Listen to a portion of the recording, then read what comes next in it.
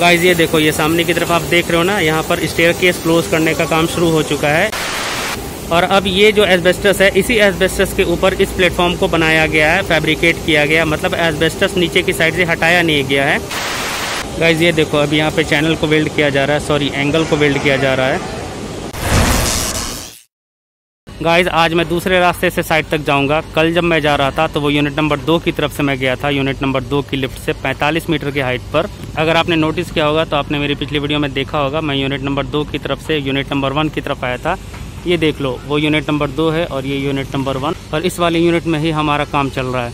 तो आज जो मैं जाऊँगा वो यूनिट नंबर 1 की तरफ से ही अपनी साइड तक जाऊँगा। कल जो मैं गया था वो यूनिट नंबर 2 की तरफ से गया था, यूनिट नंबर 2 की लिफ्ट से, और मैं जाता हूँ 45 मीटर की हाइट पर, जहाँ पर इकोनोमाइज़र का काम चल रहा है। ये देखो, यहाँ पर ये सारे जो हैं नोज़ल रखे हुए हैं बर्नर के। इसकी लोकेशन भी मैं आप लोगों को दिखाऊंगा किसी वीडियो में।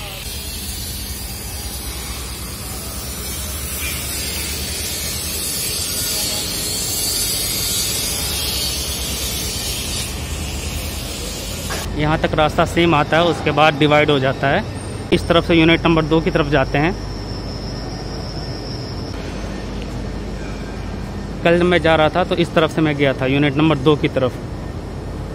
और ये देखो, ये मैंने आपको दिखाया था ना, इस तरफ में ये रोटर रखा हुआ है, ये जनरेटर का रोटर है जो टरबाइन में लगा होता है ना, जनरेटर। आज मैं इस तरफ से चलूँगा। कल जो मैं जा रहा था वो उस तरफ से गया था, और आज ये इस तरफ से ये रास्ता है।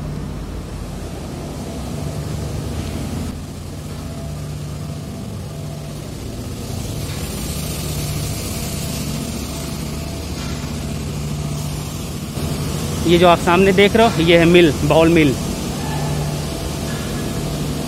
इसके बारे में भी आपको डिटेल अलग से मैं बताऊंगा। ये पूरा एक अलग ही डिपार्टमेंट है, मिल का डिपार्टमेंट पूरा का पूरा अलग होता है। आईडी फैन, एफडी फैन, पीए फैन, ये फैन का भी डिपार्टमेंट अलग होता है। उन सब पर मैं अलग से एक सेपरेट वीडियो बनाऊंगा जिसमें आपको उन सब की डिटेल मिलेगी। तो ये देखो, फाइनली मैं यहाँ तक पहुँच गया हूँ।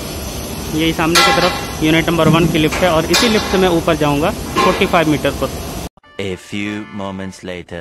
गाइस ये देखो, ये सामने की तरफ आप देख रहे हो ना, यहाँ पर स्टेयरकेस क्लोज करने का काम शुरू हो चुका है। मैंने आपको बताया था ना, ये हैंड रेलिंग को कट किया जाएगा, उसके बाद इसके ऊपर प्लेट लगा के इसे बंद कर दिया जाएगा, बिकॉज ये पूरा एरिया खाली करना है, मतलब आगे चल के कोई भी डिस्टर्ब ना हो कॉइल रिप्लेसमेंट के टाइम पर। तो इस वाले हैंड रेलिंग को कट किया जाएगा, उसके बाद इसे क्लोज किया जाएगा। देन वो जो सामने की तरफ आप देख रहे हो उस वाले को भी क्लोज किया जाएगा और उसकी हैंड रेलिंग को कट किया जाएगा। तो ये अभी सब कुछ लंच के बाद हो रहा है। मैं अभी थोड़ी देर पहले आया हूँ। लंच से पहले जो कुछ भी हुआ था वो मैंने आपको दिखा दिया था। तो इस तरफ में ये हैंड रेलिंग का काम अभी हो रहा है लंच के बाद, और मैं दूसरी तरफ भी आप लोगों को दिखा देता हूँ। ये जो फैब्रिकेशन का काम हो रहा था, जो प्लेटफॉर्म को बनाया जा रहा था, वो भी कंप्लीट हो चुका था। ये जो फैब्रिकेशन का काम यहाँ पर हो रहा था, आपने देखा था लंच से पहले, और पिछली भी वीडियो में आपने देखा होगा कि किस तरह से ये प्लेटफॉर्म को बनाया गया है, वो उस पॉइंट से लेके यहाँ तक। तो ये सब कुछ कंप्लीट हो चुका है। मैंने आपको बताया था ना कि आज शाम तक ये कंप्लीट हो जाएगा, और अभी शाम हुई भी नहीं, उससे पहले ये कंप्लीट हो चुका है। मतलब ये पूरा चैनल भी वेल्ड हो गया, उसके ऊपर प्लेट भी वेल्ड हो गई, और ये जो हैंड रेलिंग है ये सब कुछ कंप्लीट हो चुका है। देख लो, मैं आपको पूरा दिखा देता हूँ। वो वहाँ से लेके उस तरफ से लेके पूरा यहाँ तक, तो इस तरफ का पूरा काम ख़त्म हो चुका है। और अब जो नेक्स्ट काम होने वाला है वो आप सामने देख रहे हो, वो दोनों स्टेयरकेस के एरिया को क्लोज किया जाएगा, वो फर्स्ट और ये सेकंड, ये दोनों को। और इस तरफ में ये देखो, अब स्कैफोल्डिंग को यहाँ पर बनाया जा रहा है, बिकॉज ये जो मैंने बताया था ना, इस ब्रेसिंग को कट करना है। तो पहले अब इस वाले ब्रेसिंग को कट किया जाएगा, फिर एंड में वो जो सामने की तरफ जो 2 ब्रेसिंग है उसे कट किया जाएगा। उसे अभी थोड़ा पोस्टपोन कर दिया गया है, पहले इस वाले को कट किया जाएगा, इसलिए यहाँ पर स्कैफोल्डिंग बनाया जा रहा है। ये देख लो, ये सारी टेम्परेरी स्कैफोल्डिंग है। मैंने आपको बताया था ना, ये कहीं भी बनाया जा सकता है और कभी भी इसे खोल के हटाया जा सकता है। अभी थोड़ी देर पहले यहाँ पर आपने देखा होगा, लंच से पहले यहाँ पर कुछ भी नहीं था, अब आपको स्कैफोल्डिंग दिखाई दे रही है। और यहाँ पर बहुत सारा प्लेट था, जो 8 mm का प्लेट, जो वो सब लगाया गया है। अब यहाँ पे वो सब प्लेट भी नहीं है, उसे उस तरफ में शिफ्ट कर दिया गया है, वो मैं आपको आगे दिखाऊँगा।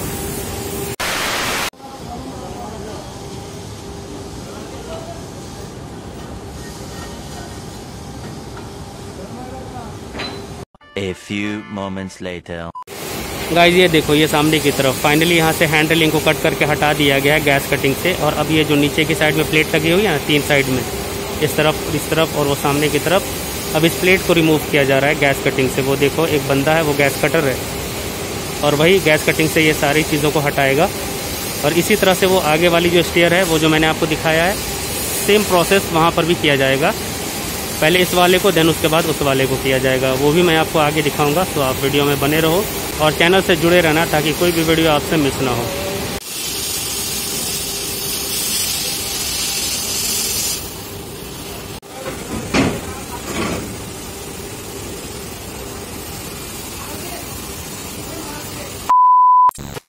गाइज ये देखो, ये वही प्लेटफॉर्म है जिसे फैब्रिकेट किया गया है। इस वक्त जो आप वीडियो में देख रहे हो, ये वही प्लेटफॉर्म है और मैं इस वक्त उसी प्लेटफॉर्म पर खड़ा हूँ। यह प्लेटफॉर्म इस एंड से लेके वो सामने की तरफ उस एंड तक फैब्रिकेट किया गया है। अगर आपने मेरी पिछली वीडियो में नोटिस किया होगा तो यहाँ पर आपको कुछ भी नहीं दिखाई दे रहा था, सिर्फ ये एस्बेस्टस जो आप देख रहे हो, कुछ इस तरह का एस्बेस्टस यहाँ पर था। मेरी पिछली वीडियो में आप देखना, वो सारी चीज़ें आपको दिखाई देंगी। और अब ये जो एस्बेस्टस है, इसी एस्बेस्टस के ऊपर इस प्लेटफॉर्म को बनाया गया है, फैब्रिकेट किया गया, मतलब एस्बेस्टस नीचे की साइड से हटाया नहीं गया है। और ये सब किस तरह से किया गया है वो सब कुछ आप लोगों को आइडिया हो गया होगा, बिकॉज मैंने ये सारी चीज़ें अपने वीडियो में कवर की हैं। और आप मेरी सारी पिछली वीडियो को देखना तो आपको सारी चीज़ों के बारे में इन्फॉर्मेशन मिल जाएगी कि किस तरह से ये प्लेटफॉर्म को फैब्रिकेट किया गया है बिना एस्बेस्टस को हटाए हुए। लगभग पिछले 4-5 दिनों से यहाँ पर काम लगा हुआ था, जो फाइनली अब ये प्लेटफॉर्म बनकर रेडी हो चुका है। अब उस तरफ में काम चल रहा है, जो मैंने आपको अभी दिखाया, वो जो स्टेयर केस है उसे बंद किया जा रहा है। और ये आप देखो, ये स्कैफोल्डिंग को लगाया गया है। ये स्कैफोल्डिंग किस लिए लगाया गया है वो भी मैंने आपको बताया। ये ब्रेसिंग को कट करना है और यहाँ पे अभी चैन ब्लॉक को हैंग किया जाएगा, इसलिए ये स्कैफोल्डिंग को लगाया गया है। गाइज ये जो प्लेटफॉर्म है, ये परमानेंट यूज़ करने के लिए बनाया गया है। ये देख लो, ये इस तरफ में पूरे अच्छे तरीके से हैंडलिंग लगाई गई है। उसके नीचे ये प्लेट भी वेल्ड किया गया है। ये इस तरफ में भी देख लो, ये हैंडलिंग, उसके नीचे प्लेट, और वो सामने की तरफ भी हैंडलिंग लगाई गई है और उसके नीचे ये प्लेट को वेल्ड किया गया है। ये इस तरफ में भी इसे वेल्ड किया गया है। मैं ऐसा इसलिए बोल रहा हूँ कि इसे परमानेंटली यूज़ करने के लिए बनाया गया है, बिकॉज जब भी कोई कॉन्ट्रैक्टर काम करने के लिए आता है किसी भी पावर प्लांट में, और जब वो कोई जुगाड़ बनाता है या कोई ऐसा स्ट्रक्चर बनाता है अपने काम के लिए, तो जब उसका काम कंप्लीट हो जाता है, तो काम कंप्लीट होने के बाद वो स्ट्रक्चर को या फिर वो जुगाड़ को या कोई ऐसा अप्रोच, तो वो सारी चीज़ों को रिमूव करना पड़ता है काम कंप्लीट होने के बाद।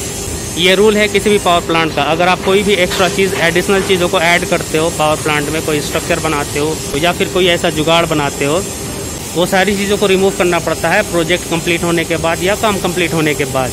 पर अगर आपको कोई एम्प्लॉय, चाहे वो एनटीपीसी का एम्प्लॉय हो या स्टेट बोर्ड का एम्प्लॉय हो, अगर ये बोलता है आपने जो ये जुगाड़ बनाया है या जो स्ट्रक्चर बनाया है आप इसे ऐसे ही छोड़ दो, आप रिमूव मत करना इसे जाने के टाइम, तब फिर आप उसे छोड़ सकते हो। तो कुछ ऐसा ही है यहाँ पर। एनटीपीसी के एम्प्लॉय ने ये बात कहा है कि ये जो आपने फैब्रिकेट किया है प्लेटफॉर्म, आप इसे एज इट इज़ ऐसे ही छोड़ देना, आप इसे रिमूव मत करना। तो इसलिए मैंने ये बात आपसे कही कि ये जो प्लेटफॉर्म बनाया गया है, ये जो आप पूरा का पूरा एरिया देख रहे हो, ये परमानेंट यूज़ करने के लिए बनाया गया है। मतलब कि फ्यूचर में कभी भी 10 साल बाद, 5 साल बाद वापस से अगर यहाँ से इकोनोमाइजर कॉइल को रिप्लेस किया जाएगा, तो जाहिर सी बात है कि इस प्लेटफॉर्म को यूज़ किया जाएगा। अगर अभी हम लोग इसको रिमूव करवा देते हैं प्रोजेक्ट कंप्लीट होने के बाद, और जब वापस से इकोनोमाइजर कॉइल रिप्लेसमेंट का काम आएगा 5 साल 10 साल के बाद, तो फिर से ये सारे प्लेटफॉर्म को फैब्रिकेट किया जाएगा। उसमें वक्त जाएगा, एनटीपीसी का भी टाइम जाएगा, और जो कॉन्ट्रैक्टर होगा उसका भी पैसा एक्स्ट्रा खर्च होगा। और वही सारी चीज़ों को कम करने के लिए ये जो प्लेटफॉर्म है, इसे नहीं हटाया जाएगा। सो ये एक मेन रीज़न है जो मैंने आप लोगों से शेयर कर दिया। अगर ऐसा लगता है एनटीपीसी को कि काम करने के बाद इस प्लेटफॉर्म की ज़रूरत नहीं है फ्यूचर में, तो वो लोग इसे हटाने के लिए बोल देते। पर ये जो प्लेटफॉर्म बना है, इसे फ्यूचर में यूज़ किया जाएगा, चाहे वो 5 साल के बाद, 10 साल के बाद, जब भी यूज़ किया जाए, पर इस प्लेटफॉर्म को यूज़ ज़रूर किया जाएगा। बिकॉज आज नहीं, 5 साल के बाद इस इकोनोमाइजर कॉइल को रिप्लेस किया जाएगा जब इसकी कंडीशन ख़राब हो जाएगी, चाहे वो 5 साल के बाद हो, 10 साल के बाद हो। तो जब भी इकोनोमाइजर कॉइल को रिप्लेस किया जाएगा, तो वही पोजीशन से फर्स्ट और सेकंड, वो जो दोनों अप्रोच बनाया गया है ना, जहाँ से कॉइल बाहर आएगा और अंदर जाएगा, तो जाहिर सी बात है उसके बाद ये सारी चीज़ों को बनाना पड़ता है। तो अब ऑलरेडी ये बन चुका है, इसलिए फ्यूचर में इसे दोबारा कभी बनाना ना पड़े, इसलिए इसे अब परमानेंटली ऐसे ही छोड़ दिया जाएगा। गाइस, उस तरफ में आपने देख लिया कि हैंड रेलिंग लगा हुआ है, इस तरफ में लगा हुआ है, ये इस तरफ में भी हैंड रेलिंग लगा हुआ है। पर आपने नोटिस किया होगा कि ये इस तरफ में हैंड रेलिंग को नहीं लगाया गया, सिर्फ एक लाइफलाइन को बांधा गया है। उसका रीज़न ये है कि जब इकोनोमाइजर कॉइल वो उस तरफ से निकल के यहाँ पर आएगा, तो इकोनोमाइज़र कॉइल काफ़ी बड़ा होता है, तो वो आगे तक जाएगा, मतलब कि जो एरिया कवर करेगा वो आगे तक करेगा। तो अगर हम यहाँ पे परमानेंट हैंड ड्रिलिंग को लगा देंगे तो फिर बाद में प्रॉब्लम होगी, इसलिए सिर्फ लाइफलाइन को बांधा गया है। इसे ज़रूरत के हिसाब से जब मर्जी खोल दिया जाएगा और जब मर्जी इसे बांध दिया जाएगा, एज इट इज़ जैसे अभी लगा हुआ है। तो इसलिए यहाँ पे परमानेंट हैंड ड्रिलिंग को नहीं लगाया गया है। अभी तो फ़िलहाल मैंने आप लोगों को ऐसे ही समझा दिया, जब यहाँ पर इकोनोमाइज़र कॉइल आएगा तब मैं आप लोगों को बताऊँगा कि यहाँ पर हैंड ड्रिलिंग क्यों नहीं लगाई गई थी। जब आप देखोगे तो आप खुद समझ जाओगे। A few moments later. Guys finally यहाँ से हैंड ड्रिलिंग और उसके नीचे लगे हुए प्लेट को रिमूव कर दिया गया है, जैसा कि इस वीडियो में आप देख सकते हो। अब ये जो ओपन एरिया देख रहे हो आप, इसे क्लोज़ करना है, पर उससे पहले यहाँ पर 2 एंगल को वेल्ड किया जाएगा नीचे की साइड में सपोर्ट देने के लिए, और ठीक उस एंगल के ऊपर में प्लेट वेल्ड की जाएगी। और जैसे यहाँ पर क्लोज़ किया जाएगा इस एरिया को, वो जो आगे वाला स्टेयर है सेम इसी तरह से उस वाले को भी क्लोज़ किया जाएगा, पर दोनों में एक डिफरेंस होगा। डिफरेंस ये होगा कि इसके ऊपर जो प्लेट है वो परमानेंट वेल्ड हो जाएगी, मतलब जब तक कि इकोनोमाइज़र कॉइल रिप्लेसमेंट का काम ख़त्म नहीं हो जाएगा तब तक इसे ओपन नहीं किया जाएगा। पर उस वाले स्टेयर केस में थोड़ा सा चेंज होगा, वो ये कि अगर कोई बंदा नीचे की तरफ जाना चाहे तो उस वाले एरिया से जा सकता है प्लेट को हटाने के बाद। अगर हम ये एरिया और वो एरिया दोनों एरिया को क्लोज़ कर देते हैं, मतलब दोनों स्टेयर केस के एरिया को क्लोज़ कर देंगे, तो कभी ऐसी ज़रूरत पड़ जाए नीचे की साइड जाने के लिए तब फिर प्रॉब्लम क्रिएट हो सकती है। इसलिए इस वाले को तो फ़िलहाल टेम्पररी परमानेंट बोल सकते हैं, मतलब कि थोड़ी देर के लिए इसे परमानेंटली बंद कर दिया जाएगा जब तक कि इकोनोमाइज़र कॉइल रिप्लेसमेंट का काम ख़त्म ना हो। पर उस वाले में थोड़ा चेंज किया जाएगा, मतलब कोई बंदा जाना चाहे नीचे की साइड तो वहाँ से जा सकता है, पर उसमें भी प्लेट लगेगी और उसे वेल्ड किया जाएगा, पर थोड़ा एरिया छोड़ दिया जाएगा नीचे की साइड जाने के लिए। वो सब कुछ कैसे होगा मैं आपको आगे की वीडियो में दिखाऊँगा। अभी वो देखो उस तरफ में एंगल को कट किया गया, वही एंगल को यहाँ पर वेल्ड किया जाएगा। गाइस ये देखो, ये जो आप सामने की तरफ देख रहे हो एंगल वेल्ड किया जा रहा है, वो स्टेयर केस का एरिया जो था ओपन एरिया, वहाँ पर एंगल को वेल्ड किया जा रहा है। एक एंगल को वेल्ड करने के बाद दूसरे एंगल को भी वेल्ड किया जाएगा, फिर उसके बाद प्लेट वेल्डिंग की जाएगी उस एंगल के ऊपर में। अब देखो फर्स्ट वाले एंगल को वेल्ड करने के बाद वो सामने की तरफ सेकेंड वाले एंगल को वेल्ड किया जा रहा है। अब इसके ऊपर प्लेट वेल्ड की जाएगी।